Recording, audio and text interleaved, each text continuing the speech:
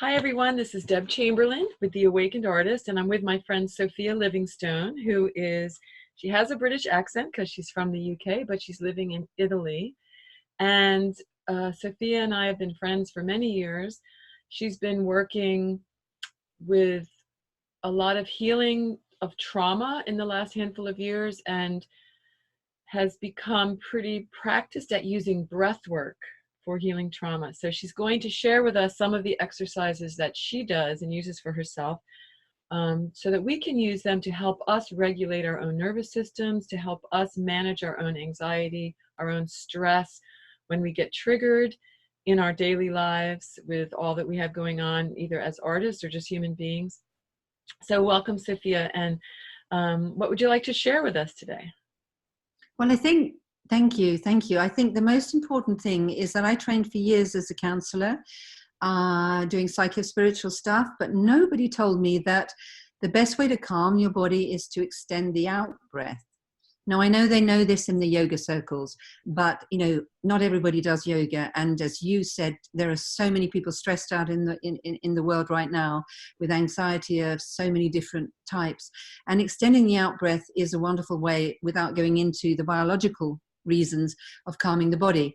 So, for example, if I am really anxious, I've had some landslides here in Italy, and in the middle of the night panicking about how the heck I'm going to deal with it.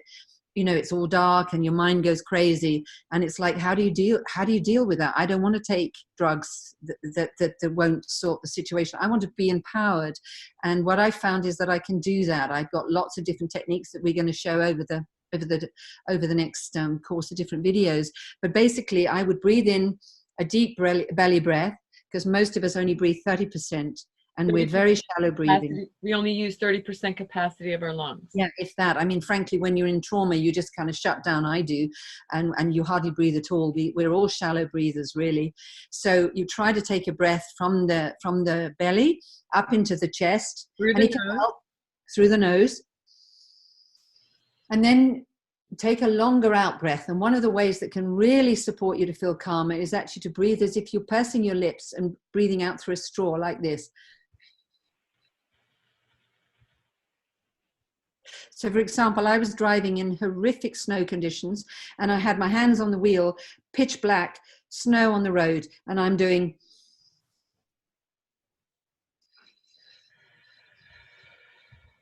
Because while I'm doing that, I'm staying calm, because I have to be at the wheel. The snow was everywhere. But actually, when you do that, it's called resistance breathing, but it actually slows down the breath. As you can tell, you breathe for longer, and it does all sorts of things in your physical body and will calm you. Okay, so let's try that with everyone today who's watching this video. There's no specific length of how long you should inhale or exhale, except for the fact that the inhale is shorter than the exhale. Yeah, if you can do double the exhale, fantastic. So 4 in, 8 out, but you don't have to worry, because in the middle of the night, if you're in serious anxiety, it doesn't matter. And just make it as long as you can. And you want to feel yourself doing the breath. Feel yourself doing the breath. Okay, so let's go. Let's do some for maybe 2 minutes. We can do 4 in and 8 out, just to have a sort of sense of it, shall we? Ready? So we'll go for 2 minutes. Yeah, okay. 1. And breathing out for 8. 1. Breathing through your mouth like a straw.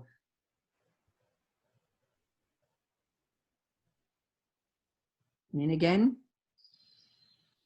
2, 3, 4. And out.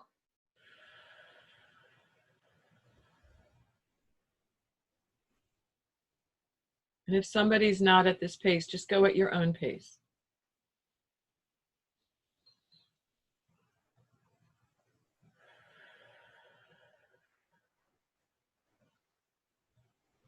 And it can really help just to slightly, on the in-breath, rock your body slightly forward, opening up your chest and your chin. Just allows the oxygen to come into the chest. And then as you go down, you kind of go into a C position and rock down with your tilting your pelvis underneath and really releasing all the air out. And then opening up, rocking and opening the chest. And remembering to do pursed lips. Now, what about putting our hands on different parts of the body to help soothe while we do this? Can you demonstrate? Yeah, apparently the research shows that when you keep your hands still and also when you have your eyes closed or at least lowered, it calms the body. So I'm going to keep breathing while you demonstrate. So, or you could put your hand on your belly and your hand on your heart, or both hands on your heart, because that brings chemicals into the body. If you put your hand on your heart, brings something called oxytocin, which many of you might know is a lovely, yummy connecting hormone. And even just holding your hands on your heart can calm you. And what about the forehead? Oh, yes. If you're having a real flooding, severe anxiety, then what I do is I literally, I'll be on my pillow in the bed in the pitch black, and you put your hand on your forehead, and what it does is brings the blood to the front of the brain, so it calms you. Because when we're in panic, all the blood goes away from where we need it, and so it really calms. It's amazing. So I have one hand on my heart and one on my forehead as I Yeah. inhale and exhale, elongate the exhale. And then there's one other position you had told me about, the adrenals, the kidneys, where you put your hands. If you're in a freeze, often we get in that kind of rabbit in the headlights thing where sometimes we don't even know it. We're dissociated and all over the place. So put your hands where your adrenals and kidneys are. It's pretty much, can you see me here? Right, around the waist, on the right and left side of the body in the back. Yeah. And just hold it there at least 2 minutes and breathe into your hands. So let's do the same thing. You breathe in through the nose and a long out breath, pursing your lips and breathing out through the straw, and really try and take that breath to the back of your heart, your kidneys rather. They're the wings of your heart. And the kidneys are very much based in Chinese medicine around fear. So we want to bring the energy of calm to our kidneys, and there's nothing better than putting our hands on our kidneys, and the adrenals sit on the top. And when we get panicked, adrenaline's flying around the body and we feel completely often hyper alert, activated, or, this.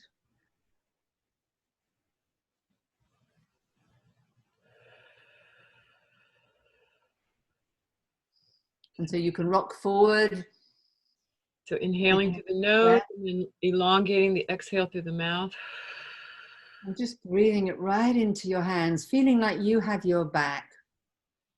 And then the body will do the rest. The chemicals will start kicking in, and you will, in fact, you almost have to stop and take your hands off and put them back onto your thighs, and just notice that I can feel all sorts of things in my body that's different. And it's good to notice that, to really see, wow, there's a kind of expansion and a softness and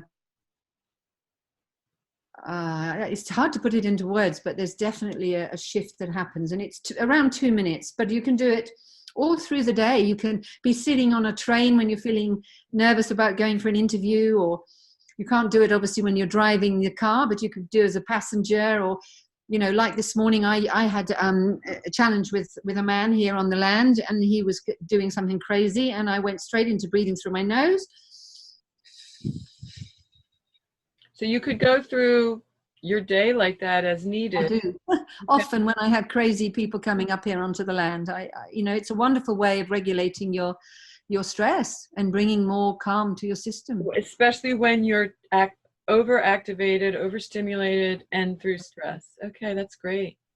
Really helpful. So we're going to do some other videos with other breathing techniques for other purposes, but this is a great demonstration and practice to do on the spot as needed, anytime during your day or night. When you're feeling triggered by stress, you inhale through the nose.